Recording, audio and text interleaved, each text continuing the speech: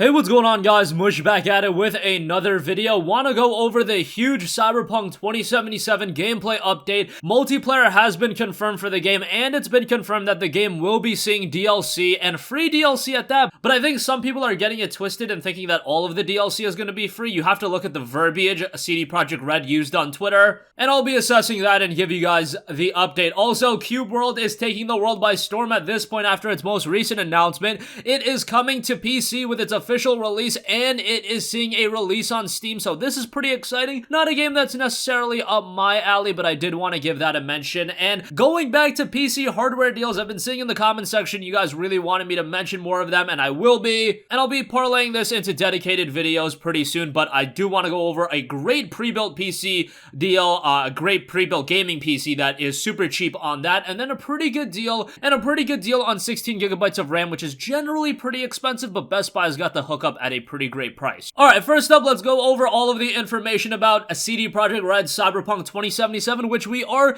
inching closer and closer to the release. It's what, a little over 7 months away at this point. April 2020 is the release day, and CDPR put out a tweet saying, until now, the only thing we said about multiplayer was that it was in research and development. As we're getting closer to launching single-player CyberPunk 2077 in April 2020, we'd like to confirm that multiplayer is in the works. If you feel like lending us your skills, apply, and they leave a link where if you do want to apply and help out the team, and if you're credentialed, of course, you can do that. But I think the follow-up tweet is a little bit more interesting because they also noted the plan for now is to deliver CyberPunk 2077 in April, then follow up with DLCs that are free and single-player content, and once we're done, invite you for some multiplayer action. So right now, the game plan is CyberPunk 2077 in April 2020. Months thereafter, we're going to be getting content updates and DLC released, and then we're going to be getting multiplayer. So kind of a good way to do the release, in my opinion. Everybody wants a CDPR game for the single-player campaign. That is the imperative notion going into one of these games. You don't want to make multiplayer an integral part of the promotion. You want to release that as an add-on, hopefully a free add-on, where if it turns out great, that's an incredibly pleasant surprise, and that's another addition to the overall CyberPunk 2077 experience. And if it is a little bit lukewarm, hey, no damage done. We got that single-player. We got our $60 worth. We can move on and we can play the next game, but multiplayer being added into it is obviously going to add a level of longevity. And I think that's CDPR's idea with the release of CyberPunk 2077. They want to have a little bit of longevity attached, because here's what you do from a CD Projekt Red standpoint, at least my thinking is you release the game on PC, then you release all of the DLC content, whether it be free or whether it be paid, and then you release multiplayer, and then after all of that, you release CyberPunk 2077, the complete edition for everyone that didn't check out the game. You release the game on PlayStation 5 and next Xbox, because I do think this game, technically speaking, is going to be a little bit limited on current-gen platforms. On PC, obviously, that's not going to be a deal at all. But on PlayStation 4 and Xbox One, especially the base variants of those consoles, I really do have a hard time seeing how this game is going to be running optimally. But nonetheless, they're pretty good at optimizing games. Hell, they're getting The Witcher 3 running on the Nintendo Switch. So I won't doubt CDPR, but again, it's going to be a limited experience. I think it goes without saying on that. So a next generation version, I think, will happen sooner rather than later after those consoles are released in late 2020. Also, as far as the free DLC goes, you do have to assess the fact that they completely separate that they want to follow up the release with DLCs, those being noted free, and then separately it's noted single player content. So I imagine that single player content is going to be paid for content. That's not necessarily a completely bad thing. I mean, The Witcher 3 got some paid DLC, and that paid DLC was incredibly good. Hearts of Stone was $9.99, absolutely worth $9.99, and then Blood and Wine was $19.99, and it was worth $19.99. All of that content was included in the complete edition. I think that version released at $50, but now you can regularly get it on sale for like 15 bucks. I imagine that's what's gonna happen with CyberPunk 2077. Hey, we just got that statistic that The Witcher 3 is selling better this year than it did last year, and if you can parlay that kind of business strategy with the release of CyberPunk 2077, you know, keep it being a game that people are picking up all the time, maybe even buying multiple times like what Rockstar does. From a business standpoint, that seems to make a lot of sense, so that's my 2 cents on that. But it is getting free DLC, it is getting multiplayer, and I do imagine it's gonna be getting some paid single-player DLC based on the verbiage that they're using and the specific specific wording they used. Alright, moving on from that, it has been announced that Cube World will be coming in its official state and it will be released on Steam. The Steam page is actually up right now. Now, this isn't a game that is completely up my alley. The voxel games never have really been my cup of tea. I played a little bit of Dragon Quest Builders and I did actually quite enjoy that. However, Cube World is a voxel-based action RPG with a focus on exploration in an open world. It takes place in a procedurally generated fantasy world made up entirely of cubes. A lot of details already posted on the Steam page and a lot of insight. You've got system requirements as well. I'll go through that rather quickly. Minimum requirement, you're looking at an AMD FX 6300 at 3.8 GHz or a Ryzen 3 1200 or an Intel Core i5 2400 at 3.1 GHz. Minimum RAM requirement is 2 GB. Minimum GPU AMD R9 285 or a GTX 660, which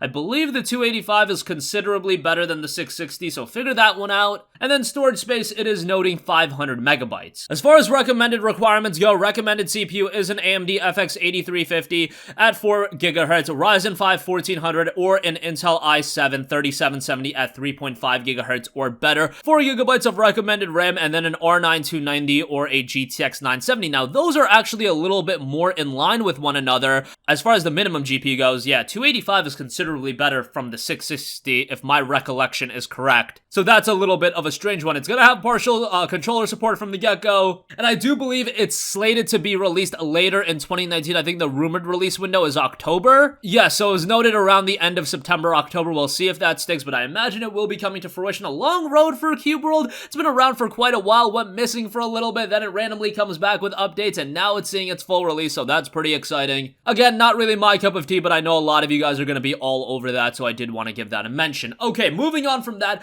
I do want to highlight two great PC hardware deals available right now. First up, we do have a great deal on a pre-built gaming PC, which I've always been on board with pre-built gaming PCs ever since all that stuff with GPU prices being hiked up. GPU prices obviously have come down at this point, but pre-built computers still offer a really good value. My PC that I'm running right now actually started off as a pre-built computer. I got it when GPU prices were just crazy and I ended up getting a 1080 machine with an i7 for a little over $1,000, which at that point was pretty ridiculous given that a 1080 was going for ridiculous prices. But nonetheless, I made out like a bandit on that, and obviously I've modified it since then, and it's been a great starting point. I would recommend you to build your PC just so you know the ins and outs, and that's just a good skill trait to have. But nonetheless, if you do want to go the pre-built route, it's a good option because you do get a Windows key right away, and the components you get for your price are very good. Back in the day, the issue with pre-built computers is that they would gimp out on a lot of stuff and it was overpriced, but now, since a lot of people kind of just know about PC hardware, the pre-built computers have to be a quality value, and that's what we see over on Amazon. The Dell Inspiron gaming PC desktop with an AMD Ryzen 7 2700,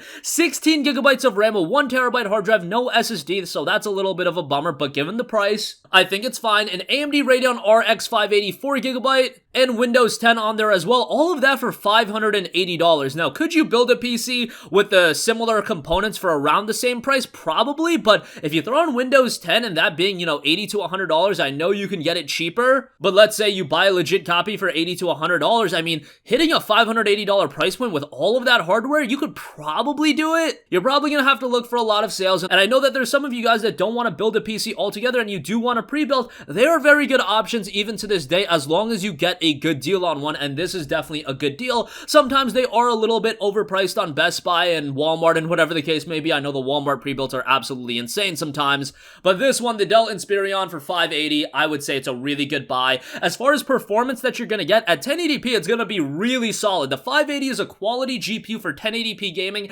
Anything more than that, it is going to see some limitations at higher end games, even at 1440p. If you're playing top tier games, it's going to show its limitations. However, at 1080p, it's going to perform rather well. And again, a Ryzen 7 2700 being in there as well, that's a high quality CPU. 16 gigabytes of RAM is becoming more and more of a necessity, and a terabyte of hard drive space, that's something to get you going for the interim, but I would recommend you to either upgrade the hard drive or add an SSD, something to that effect. So I'll leave a link to that in the description box down below. I don't know how long this deal is going to be lasting, so try to pick it up as soon as possible if you're interested. And lastly, Best Buy has got the Corsair Vengeance LPX series, 16 gigabytes of RAM, 2 8 gigabyte sticks. That is DDR4 memory. It is down to $65. $15. That's $15 off of its regular price, up to 3000 megahertz on this one. 16 gigabytes of RAM, as I mentioned, with the pre-built computer is becoming more and more of a necessity with higher end games. You can definitely get by with 8 gigabytes of RAM. I'm not saying that you have to go out right now and upgrade to 16 gigabytes or buy 16 gigabytes for a budget and build. However, if you do have the means to have 16 gigabytes in your machine, it will end up paying dividends in the future, especially as we head into these newer games, next generation titles. It's going to become something at the very least is going to offer you better performance and going to pay dividends in performance